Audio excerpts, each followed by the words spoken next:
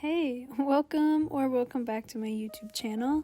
If you've never been here before, my name is Aiden. I go by Tuesday Enthusiast online because that's the name of my art shop. And today we're doing something a little different than normal, which I'll get into why in a minute. But in this video, we'll be looking at my full process for making a couple stickers that will be available on my shop update today, which is super exciting. These are my 3 new sticker designs that'll be available. We'll laminate them, we'll cut them, and we will yap. So if that's something you're interested in, please stick around. Feel free to put this on in podcast mode. Maybe you're making your own art, maybe you're cleaning your house. I don't care. But it's not something that's going to be terribly visually stimulating. But it's what I can do at the moment with the deck of cards that I have been dealt. So, as some of you probably know, the shop update is a couple weeks later than I anticipated it being anyway. It was supposed to be early to mid-April, and then I had to push it back for some personal reasons. I just wasn't able to get all of the stuff done. But oh Lord, the universe had some other plans for me. So last week maybe, I think it started on Wednesday or Thursday, my appendix just decided that it did not want to be in my body anymore, and threw the biggest tantrum you've ever seen, exploded, threw a fit like you would not believe, and then of course she did get her way. She got to be removed, which is good, because I didn't want her in there anyway if she was throwing that much of a stink. So I was not expecting to have this happen, and so I was expecting to have a whole week to film content and get stuff ready, just an extra week that I simply did not get because your girl has been laying in bed waiting for her tummy stitches to solidify. So that was crazy. I was able to get this sticker footage though, which I'm really thankful for, because I was really hoping to upload at least one other video before the shop update went live. Nope. So the first stickers that I chose to laminate are these little baby fish. They're puffy, they're chubby fish. I love them so much, and I did a holographic kind of bubbly looking one to look like the sea. These second stickers are Edna Mode inspired. I drew this a while ago, and I think it's so cute. She's so angry, and I'm so excited to put it on my laptop. And then the last set of stickers is just a cute little pastel drawn orange. So that's what I'll be cutting away at while we chat in the background. Just swinging back to the appendix thing for a minute, and then we can talk about art or whatever. So, listen, I thought that once you hit a certain age, that just wouldn't happen anymore. You hit, 17, 18, and you're in the clear. So this was surprising on multiple fronts. One, because I literally just didn't think it could happen to me for that reason, but also when I was a teenager, I had some weird abdominal pain, and some medical professional told me literally dead ass a decade ago that I probably didn't have an appendix. So I really truly just assumed that was true, and this was not on my 2026 bingo card. I will just say this was a crazy blindside.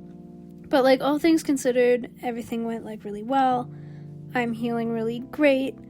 The hospital was actually really lovely. I live in Canada, so my bills for my medical situation was $40 all in for the prescription that I needed to take home. It could be way worse. Con, like I said, my shop update and I are in a fight actively because I'm trying desperately to get all the listings live and make sure that I have accurate stock numbers on my website, and all of the back-end admin stuff really does take longer than I ever expect it to. I'm always oh, it'll take me like 5 minutes to make a listing. No, girl, it takes you like 20 minutes. And like, I still haven't learned to like a year in that it takes me some time. But that's okay. We're picking away at it slowly but surely because your girl is in bed. I'm really, really excited about the shop update. There's some things that I've been looking forward to making public that I just simply haven't felt was its time yet. Like a lot of these stickers even, for instance, I've made them like a couple months ago and it just didn't feel like the right time to release them because they're so colorful and so bright. And they feel very spring to me, and it was like deep depressing winter for so long that the art just didn't quite make sense. I also have been working on some canvas works, some paintings that I've been really, really excited to share, and I've just been sitting on for the past 6 months or so, because again, it felt like not their time, but also I needed to literally let them go. I used to make music. I would still love to make music, but it's so much more effort for me than this. And part of the process I realized before releasing things is you had to say goodbye to it, if that makes sense. So I literally had to be like, okay, we have to pretend she's dead to my favorite canvas work for 6 months, just in case somebody was to buy it tomorrow. Because I love her so much, but the point of making it was so that somebody else could have it, if that makes any sort of sense. And I have pictures of it and it's beautiful, but I've been really, really excited to share that with y'all. So I personally can't wait. And if you want to check it out, it's linked down below.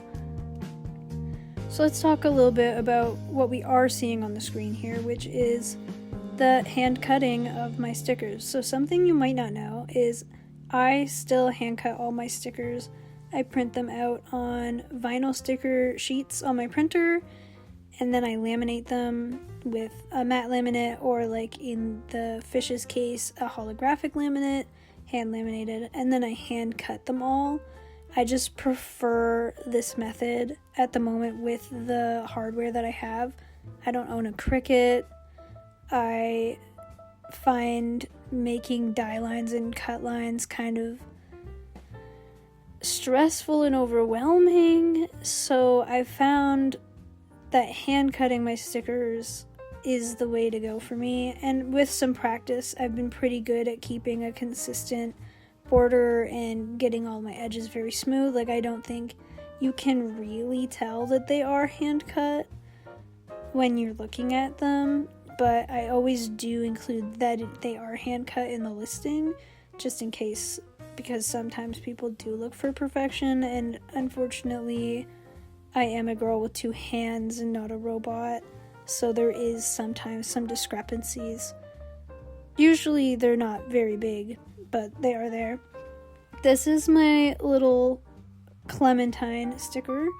I called it an orange earlier. I'm sorry I lied to you. I drew this with a series of other fruit that I was just sketching around with my what are those things? The pens, the pastel, you know the ones. I'll show a little clip. Those pastel, those soft crayons, the jumbo crayons. I was drawing some fruit with these, and this one just I don't know, I loved it. I thought it was so cute, and I was like, I want to stick that on my laptop, which means other people might want to stick it on their laptop or water bottle or what have you. So this was one of the first stickers that I knew I was going to put in the spring shop update. I love the orange colors. I love how big it is. It's pretty rotund, it's pretty chunky, but it's not so big that you wouldn't be able to find a place for it. But yeah, I'm really proud of how this one turned out as a piece. And the printer really matched the energy. Something about the silky crayons, when I scan them, the colors read really well. And so anything that I scan with them just looks spectacular. So I actually can't wait for you to see those in real life, if that's something you perchance are interested in. It seems like the mail club will also be on time this month. I was able to get a lot of that done before the events occurred. So if you're in the mail club, don't you fret. You will still be getting your mail. And if you're ever interested in joining the mail club, it's $8, which is the cost of one latte. And you'll get an exclusive print, exclusive letter, and a beverage recipe card with a cocktail and mocktail that I have been loving for the month. So if you're ever interested in that, it's always linked down below. And I can't wait to give the May Mail Club to my people. I love the print and I can't wait for you to get it. I will say I would love to talk about a new approach I am trying when it comes to art making. So for the past little while, maybe 6 months or so, I noticed that I wasn't really allowing myself to create from inspiration. I had to create from my own idea and from scratch, and it had to be perfectly executed without really much guidance or influence from external factors, or I didn't feel like it was quote-unquote valid art for myself, which was weird. It was weird noticing this perfectionism, I want to say, creeping into my practice, because that's so not who I am. I am not really a perfectionist. I'm not really into that sort of thing.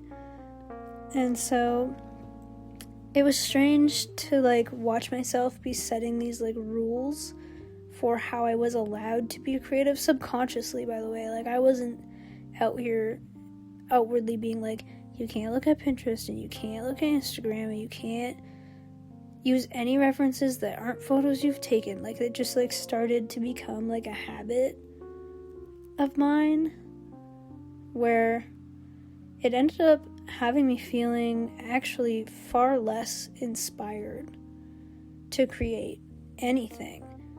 I was just simply creating less because I had created a really tight box for myself to be creative appropriately within. And I don't know if you've ever put yourself in a box like that, but it's strange because it kind of goes against my whole philosophy. The reason I started the art business was because I really enjoyed just playing and making whimsical art that felt bright and confusing in some cases, and kind of just went against the expectations in some ways. The color palettes are strange and whatever. So it felt odd that I was swinging in this it has to be realism, it has to be pure box, because that's really not what I do, especially when I was just creating to express or practice. I don't know if you've ever tried to learn something without a textbook, but that's kind of what I was doing to myself. It's I was teaching myself grade 5 math, but I wasn't allowing myself to buy a course or use a textbook or anything, and then getting frustrated when I couldn't do the math in the end. That's what I was doing. I was you have to practice, your gesture sketching or whatever, but you can't use references on the internet specifically designed for gesture practice. You have to look at people in real life, and it's girl, why are you starting on hard mode? Why are you doing that? I also noticed that I wasn't allowing myself to use things that had actively inspired me on social media. I know that I don't love spending time on social media, but the whole point of me being on Instagram and Pinterest and stuff still is that I can look at the stuff that other people are posting and then get inspired to create my own stuff for it, even if it never sees the light of day, even if it's just for me in my sketchbook. And I like wasn't allowing myself to create with anything that I was being inspired by. And it was a really strange experience. So I've been combating that actively now that I've noticed that like weird devil on my shoulder. Like, it's okay to create stuff that is inspired by somebody else's art online, as long as I'm not selling it, obviously, but like I'm not gonna do that. But like, God forbid I draw a mocha pot like somebody else's mocha pot and use similar shading techniques to practice those shading techniques because I think they're cool. And the only way to actually learn how to do these things in other contexts is to see it done in this one and then copy it. It's like doing a lift of a song and recording. Like, why was I not allowing myself to quote unquote lift art? I don't know. So that was weird, and I'm really excited to be hopefully on the other side of that strange box that I was trying to shove myself into. I'm feeling a lot more creatively free and a lot more open to letting myself be influenced by things that I see that I wasn't going to allow myself to be influenced by before, like color palettes, like subject matter, so on and so forth. Like, I can look at the same orange as somebody else and paint a completely different painting. And it's okay if I look at that orange too, you know? Or whatever it may be.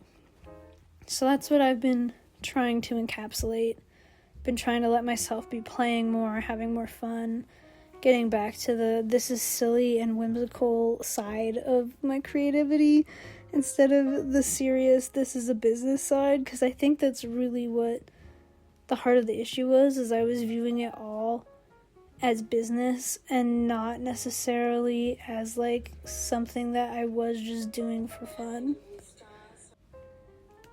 As the summer approaches, I will say I was kind of anticipating doing some in-person markets this summer, but honestly, the tabling fees are kind of making me feel really nervous about it. They're like a couple $100 to table at any event, which is so real. Like, I respect that like they want serious vendors only and whatever, but I'm just not sure that I can justify burning that schmun on like something that I don't even know if I'll like, and if I don't even know will be like worth it business wise.